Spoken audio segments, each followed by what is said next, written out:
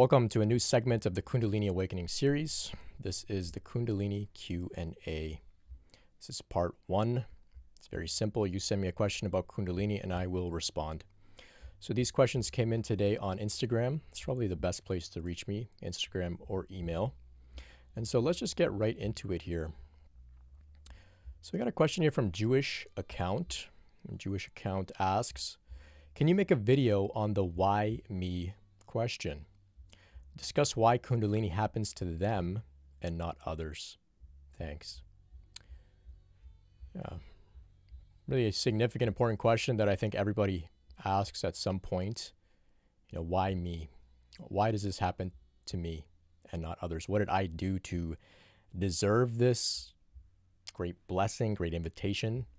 Or what did I do to deserve this hell on earth? It all depends on what type of awakening you might be having. Why me? So if you don't know, Kundalini, as my process kind of developed, I became very creative and I established myself as a photographer. That's my profession. And my favorite photographer, he goes by the name Platon.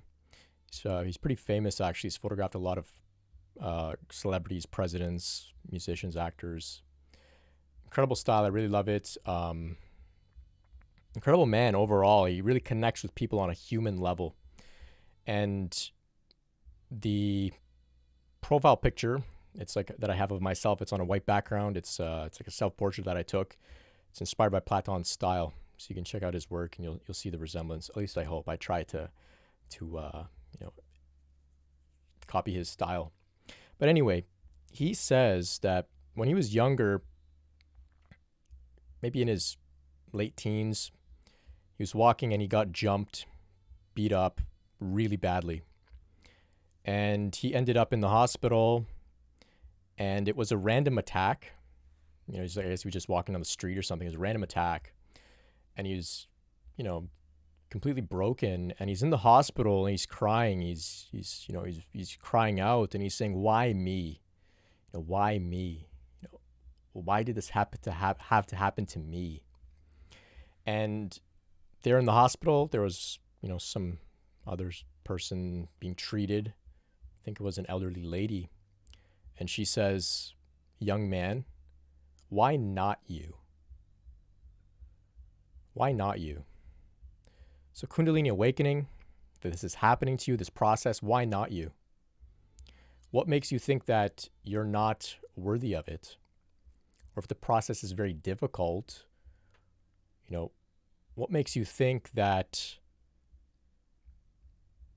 it's just something coming to victimize you and harm you and bring you a hell on earth? Why me? So why not you? That's a more flippant answer. You could say, why not you? Nobody's excluded from this. We all have the potential to awaken Kundalini just by virtue of being a human being by default, But, to answer the question a little bit more deeply, we can consider that, we all come in, when people that are going through this process, we all come into this world and we're a little different. We see things a little differently. We know that there's something bigger. There's a bigger calling, a bigger purpose. There's something deeper that we can look at and explore.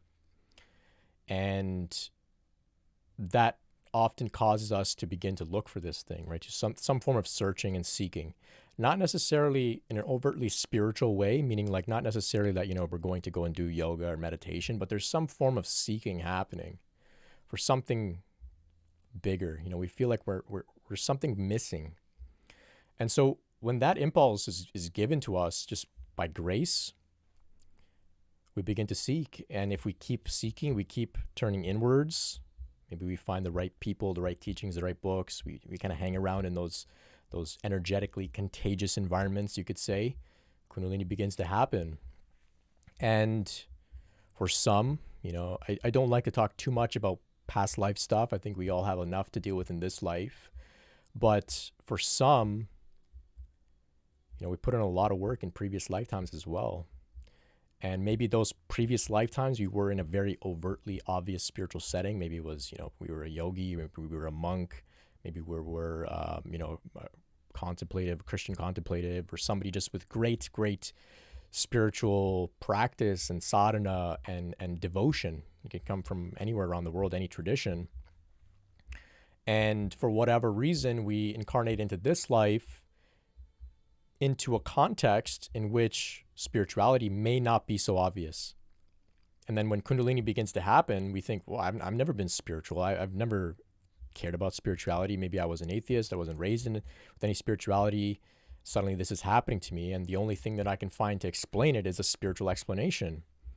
And so for some, it might be that the reason this is happening to you, despite, your quote unquote lack of spirituality, is because you put in a lot of work in previous lifetimes. And that work is now carrying itself over into this lifetime, where you're being invited to awaken in this new context. Maybe it's like me in the West, in the suburbs, in the city, in a culture that doesn't acknowledge this stuff. So we can awaken and go through that challenge and difficulty to kind of discover the way that we can embody awakening and embody your spirituality in this new context, and then spread it around within our community or our circle in a way that is new, evolved, fresh, and can be digested by other people without them thinking that this is solely something to do with, Eastern mysticism or yoga or Buddhism or shamanism or whatever it is. Maybe that's our challenge. So, why not you? Like, why aren't you a good candidate to awaken and then share your gifts with others in the world? Why not you? Right? So that's a little bit about the why me question. I know it's a loaded question. We all have it, right? This is so profound and far out and mind-blowing stuff. And often we have feelings of, feeling unworthy, not like who are we to be special? Often if we come, especially from a Judeo-Christian Western type of spiritual worldview, we think God is up in the sky. I'm a poor, lowly sinner that isn't worthy of actually embodying God, relating with God in a real deep and meaningful way. Who am I? Why me? Why is this happening to me? Whereas more in the East, we don't have that clear distinction between God is up in the sky. It's more God is everywhere in here. Of course, God is awakened. Of course, God is in you. That can be awakened in you. Of course, why not you, right? So I hope that addresses that question a little bit. Next one we have here comes from Tenzin. Why does Kundalini sometimes cause dissociation? So I am not a psychologist, psychiatrist, doctor, therapist, etc. Just to put that out there, I'm just a guy talking about stuff on the internet.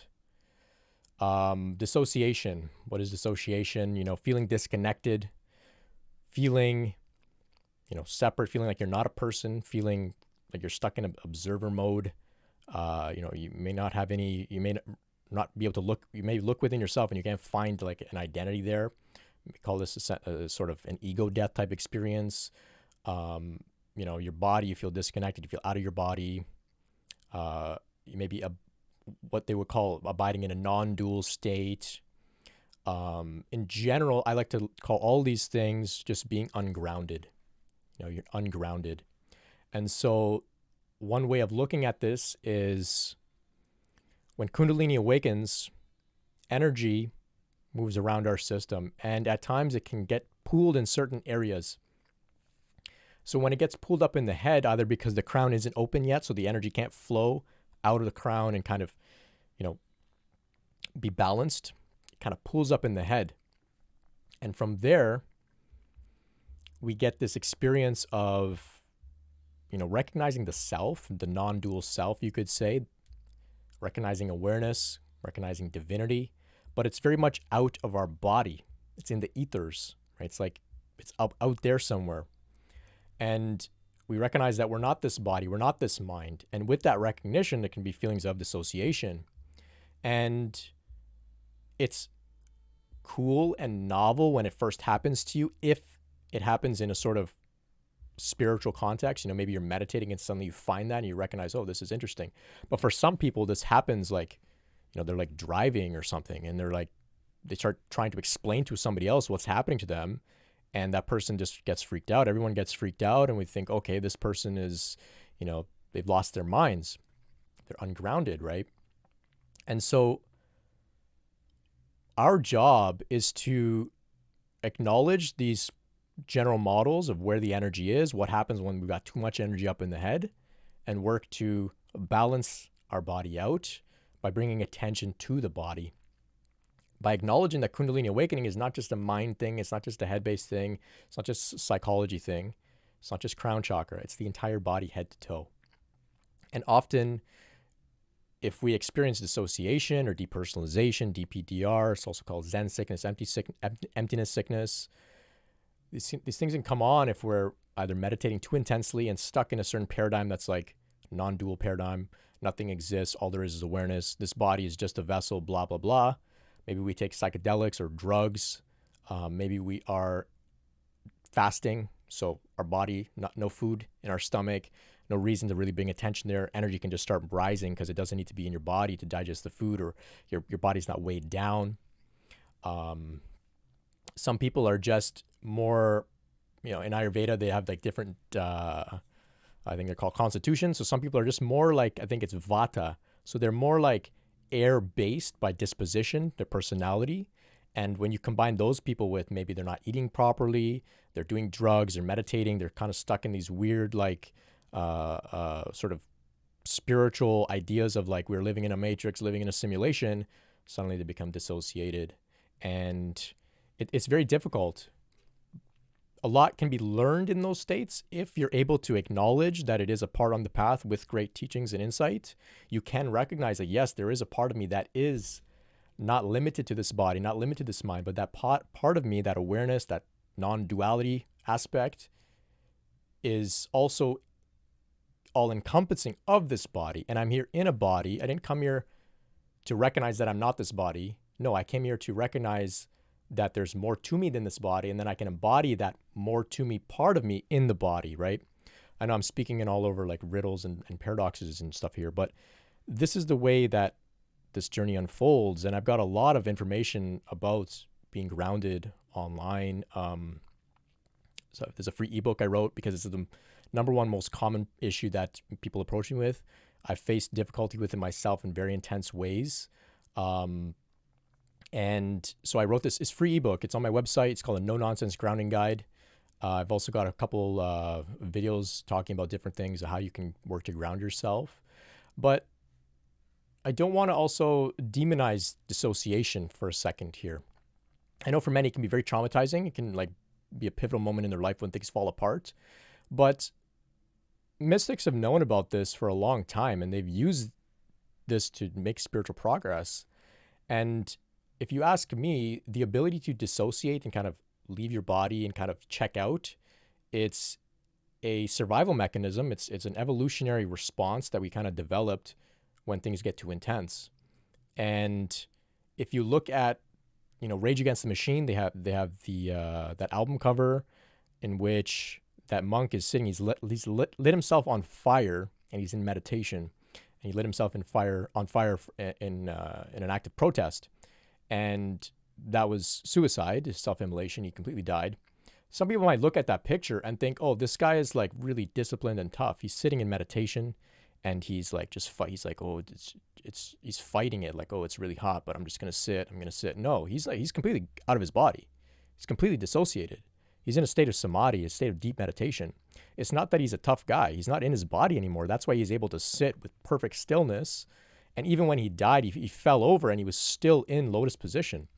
And many monks, yogis, mystics have been able to access these states. So it's not like it should be completely demonized, but it should be understood, because you don't want to be in that state when you're trying to have a relationship with somebody. You don't want to be out of your body and your partner's trying to relate with you as a human being, or somebody comes to you and they're trying to share something emotional and you're just completely out of your body, cold, disconnected. You're just looking at them like, look at this fleshy body, their mouth is moving and sounds are coming out. Like, that's how you kind of look at things when you're in a dissociative state. But Kundalini awakens, and it can bring us those experiences to show us and teach us and expand our consciousness. But it's our work to ground and bring ourselves back into the body. Okay. I read one talk or not one talk. I read a passage at some point. I can't remember who had written it and which mystic they were talking about, but there was some mystic that was being persecuted for some reason. I guess he was on his way to be executed, kind of like the way they kind of, what they did with Jesus. He was talking spiritual stuff, blasphemy, they thought it was, and they decided, okay, we're going to execute this guy. And so he's walking down the street with the police or something, and there was somebody who acknowledged this person. They were a mystic, they're self-realized, they're talking the truth, they're very evolved, whatever. And so that person was watching from their apartment or whatever, as this mystic was being, taken to their death.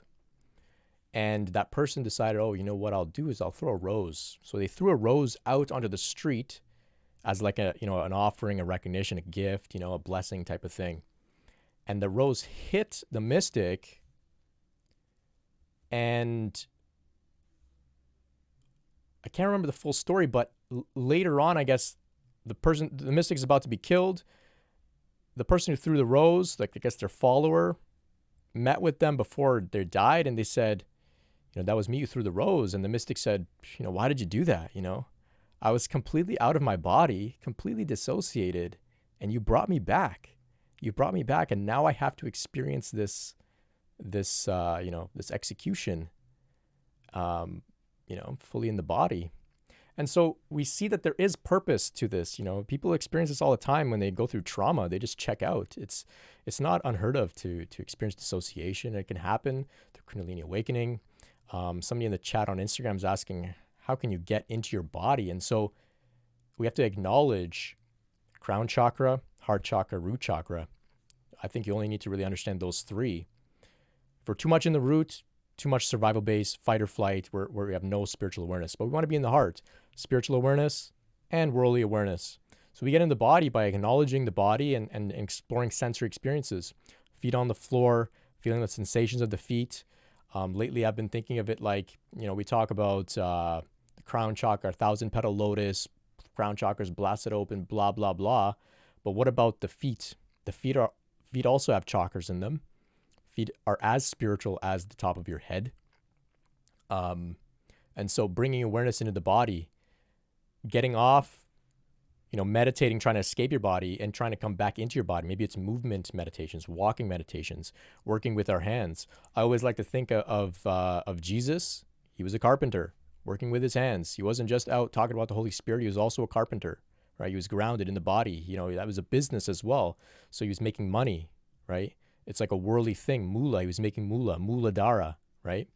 And so he's in the world. There's some depictions as well of the Buddha. He's meditating, but you can see he's got his hand down like this, like that. He's touching the ground to stay grounded in the world. We came here into bodies to be in bodies, to awaken, and then integrate our awakening into the body. And so that's why Kundalini can sometimes cause dissociation. There are lessons, there are benefits. You can, explore it, but it's important to be mindful that when you are ungrounded, when you're experiencing dissociation, depersonalization, mania, psychosis, etc., you got to become aware. I'm not in my body right now. I need to get back in the body. Now's not the time for me to go out and start running around in the street talking about how I'm enlightened. I got to get back in the body. That's number one thing. Becoming aware when we're ungrounded and doing everything we can to get back in the body.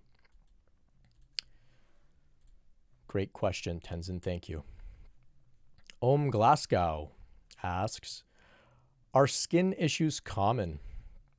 Spots across chest or rash? Never had this before, so unsure if related. Yeah, once again, not a doctor, not a dermatologist, just a guy on the internet. But all issues are common on Kundalini Awakening journey, all issues. I know it's a general statement. It's like, but I'll expand a little bit, but all issues, we experience all sorts of things: physical, psychological, emotional, spiritual.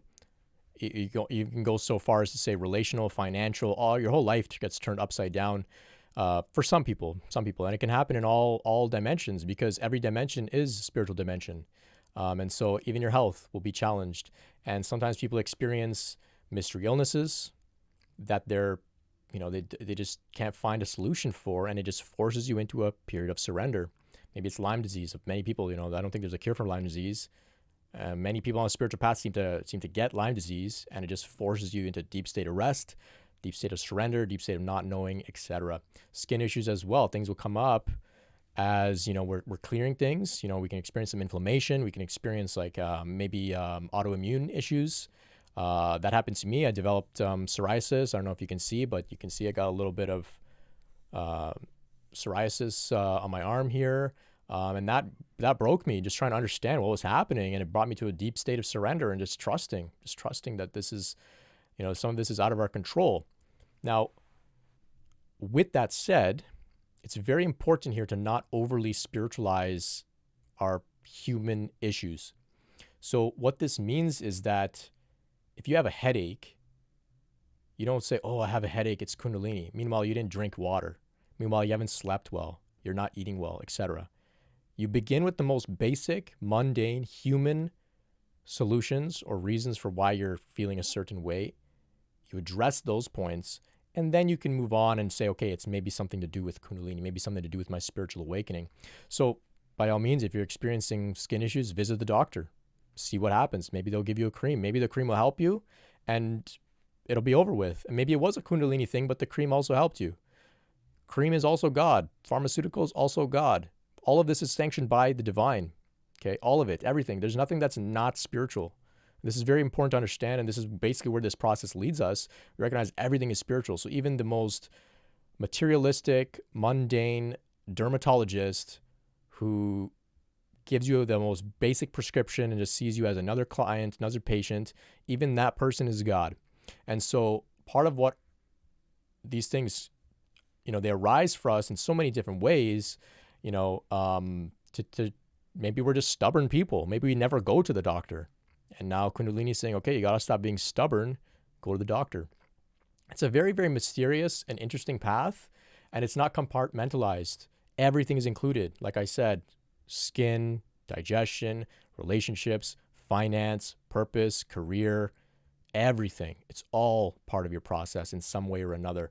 And many things that arise, you probably won't get to the bottom of it. You probably won't be able to identify, oh, this skin issue has to do with something that I was working on, some emotional issue, and it was this specific emotional issue. Some of it we just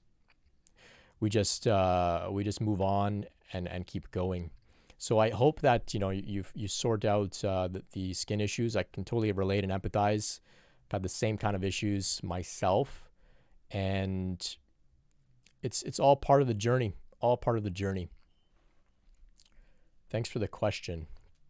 So Dancing on the Light asks, why am I not having intense psychic phenomena in my awakening like others are?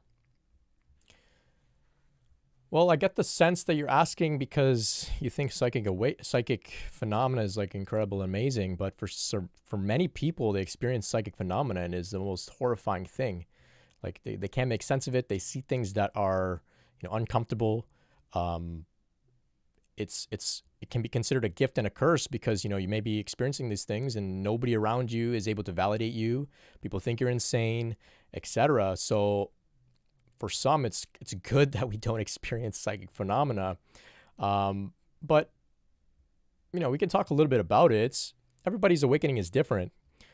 The awakenings lead to a certain general place. We enter a state of heart-centered consciousness. We're embodying love, embodying peace, bliss, we feel connected, etc. But around those general themes, there's a lot of nuances. And one of them is, psychic phenomena. So some people are gifted with psychic abilities. They're very much, attuned. They're very sensitive and clairaudience, clairvoyance, maybe able to see auras and things like that.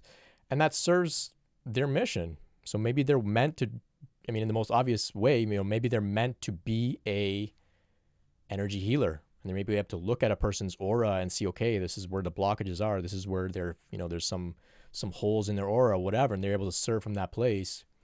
Maybe they're able to, be like a pet psychic or something, we communicate with animals or something, for sure. But just because, there's people experiencing those things doesn't mean that we're going to also experience those things, because we have our own callings and missions. And some of us, it's meant to be fully grounded in the world and relate with other people as human beings without psychic gifts and abilities.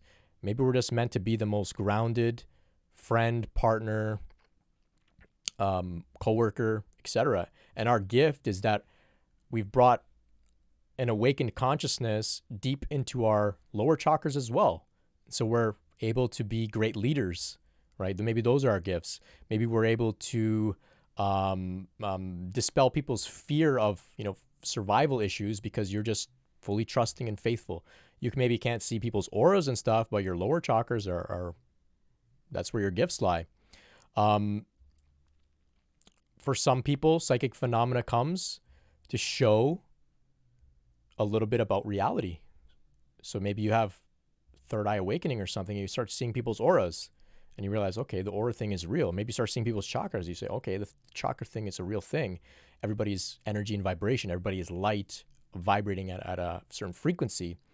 And so the spiritual concepts now become something that you experience directly through your lived experience, right? Direct experience. And so you see that. You're not believing it anymore. You know it now. You know everything is energy, everything is vibration, everything is, at a certain frequency. And then maybe the psychic phenomena goes because it served its purpose, which was to show you that everything is light, everything is energy. Maybe that's why. Maybe you haven't yet come to those points on your path. Maybe you never will.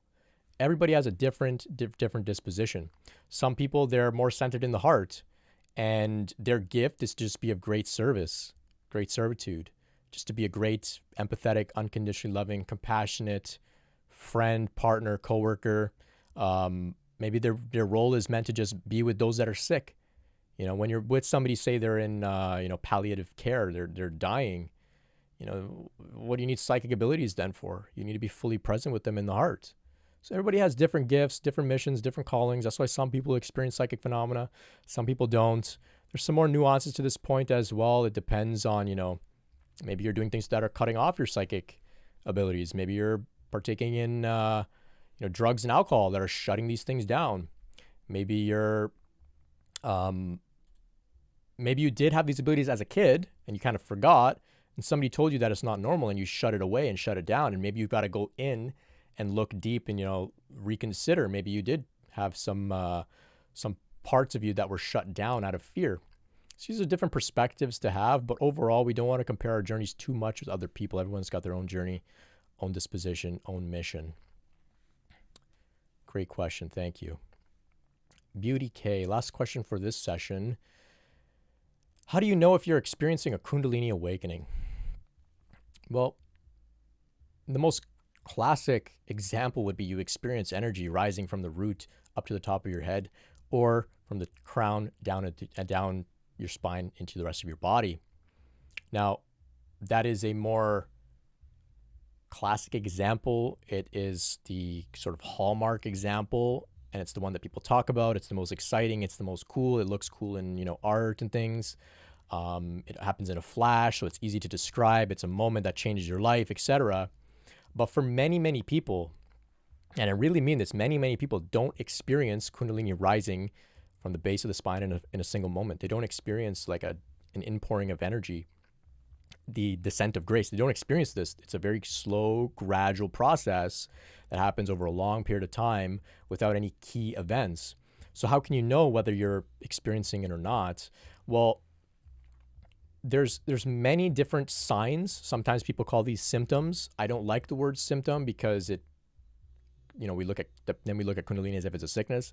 It's not, but it's a keyword online that people search for. So that's what we have to use. So there's many signs though, and they don't have to be like we were just talking about. They don't have to be like psychic phenomena. They can just be a deep longing for God, just a longing for God. That's like visceral in your body, in your heart. It's emotional. Maybe you're experiencing also some subtle kind of zaps and energetic, what we would call kriyas. Some sort of subtle movements are happening spontaneously in meditation. Maybe you're called to meditate like the same way that you get hungry to eat, you get tired to sleep, you're like, I need to meditate. Maybe you're called to meditate in this way. There's many, many signs that we can look for. They have to do with all the senses. Maybe you are experiencing a psychic phenomenon. You start to see kind of lights around people, or things start shimmering. Maybe you have some significant dreams in which you're visited by beings like mystical beings, ascended masters, very powerful spiritual beings, spiritual themes begin to emerge. I think one of the most clear ways, at least the way that I see it, and I haven't heard many people talk about this, I think it's just you become interested in this, like genuinely interested. Not interested to disprove it, like, oh, look at these people, like, they're all crazy, but like you're genuinely just drawn to this material. And it just, you might not even know what people are talking about, but you're just listening, and it's just like something in you is resonating. So maybe that's part of it. I have an episode on my channel where I talk about the signs and symptoms of Kundalini awakening. You can check that out. You can also do a quick Google. It's pretty common, a whole list of different things. But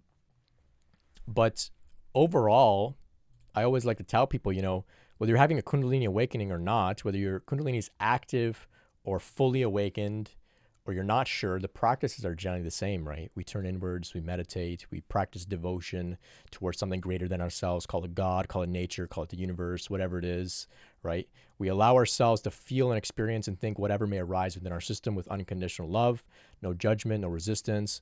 The practices are all the same. It doesn't matter where you are on the journey. The practices are all the same. They never go out of style. They're all very, very applicable. So I hope that answers a little bit about your question. How do you know if you're experiencing Kundalini awakening?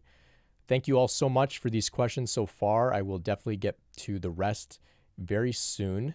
And if you have a question yourself, you can reach me on Instagram at Brent Spirit, or by email info@brentspirit.com. If you have any, like I said, questions, and if you would like to meet with me one-on-one, please reach out. You can find out about that at brentspirit.com. Thanks so much, and until next time, much love and peace.